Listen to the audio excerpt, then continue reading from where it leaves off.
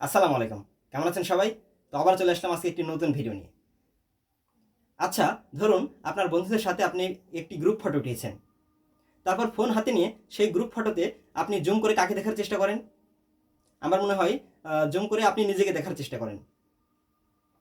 আসলে রিসার্চে দেখা গেছে আমরা দিনের ৯৫% শুধু আমরা নিজেদের নিয়ে ভেবে কাটাই। আমার এটা চাই, আমার ওটা চাই, ইত্যাদি, ইত্যাদি। আর আমরা মনে মনে ভাবি অন্যান্য লোক কেন আমাদের সম্পর্কে আগ্রহী হতে চায় না।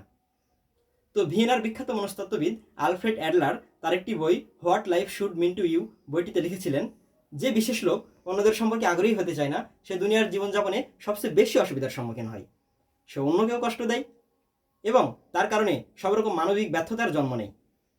তো বন্ধুরা, আপনারা বুঝতে পারছেন, আসুন আমরা অন্যদের সম্পর্কে আগ্রহী হই। আর মজার কথা হলো, আমরা যখন অন্যদের সম্পর্কে আগ্রহী হব তখন অন্যরাও আমাদের সম্পর্কে আগ্রহী হবে। তো আজকের মতো এখানেই শেষ করছি।